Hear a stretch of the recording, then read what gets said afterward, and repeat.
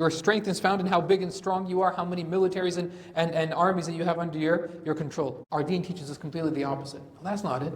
He said, the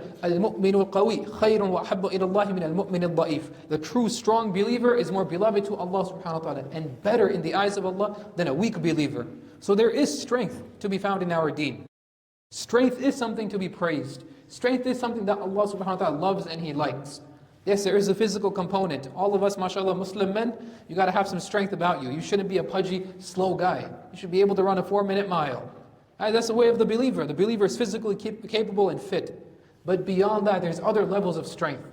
The believer has to be mentally strong. The believer has to be aware of everything going on around him. He cannot fall prey to the traps and the delusions and deceptions of these people. That they're going to go on TV and lie to you every moment of the day. You can't fall for those lies.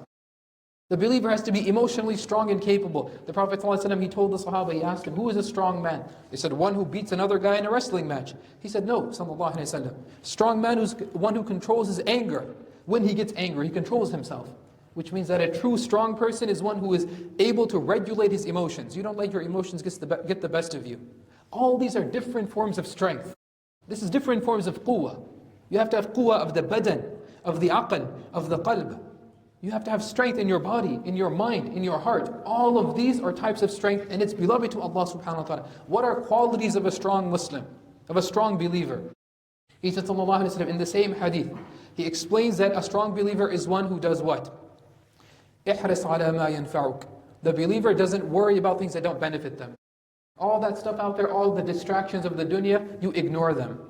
Honestly, when we're scrolling, it's just distraction after distraction after distraction. 95% of the conversations we have are distractions. They don't even stick in our mind. Seriously, you drive from here, you drive back home, how many advertisements do you see on your way back home? How many things you hear and you see? How many of them actually stick in your mind? Because there's all distractions out there. The believer should focus on what benefits him, what benefits her. He said, sallallahu alayhi wa sallam, وَاسْتَعِنْ بِاللَّهِ. Number 2, a believer finds that their strength is found in Allah subhanahu wa ta'ala. You need help, don't ask help from people. Ask help from Allah subhanahu wa ta'ala. First and foremost, that Allah is your rukn. Allah is your pillar in your life.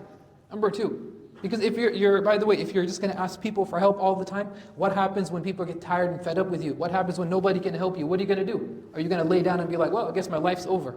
Because why? I asked people couldn't help me. No, Allah is your first and foremost help. Number 2. Number 3, he said, sallallahu alayhi wa sallam, وَلَا تَعْجَزْ. A believer should never think, I can't do it. Never use that phrase, I can't do it. What do you mean you can't do it? Allah gave you everything and you tell me you can't do it? A believer never feels incapable, never feels like, you know what, someone's got one over me. A believer is always strong, confident in himself and in herself. And he said, sallallahu alayhi wa sallam, وَلَا تَقُلْ كَلِمَةَ لَوْ. Don't ever say the word, if only. Oh, if only, gosh, if only I had done this, if only I did that. Don't live in the past. Don't say, I wish I invested in Bitcoin 10 years ago. Yeah, well, you didn't. Too bad, move on. Don't live in the past.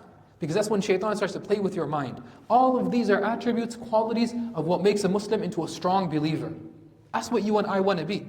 These people out there are trying to teach you what might is. Seriously, they're going on there. Stephen Miller is going on TV telling you that might is right. Yeah, because we're strong, because we can beat your army and your military, we are right, no matter what we say. The Prophet ﷺ is teaching us totally opposite.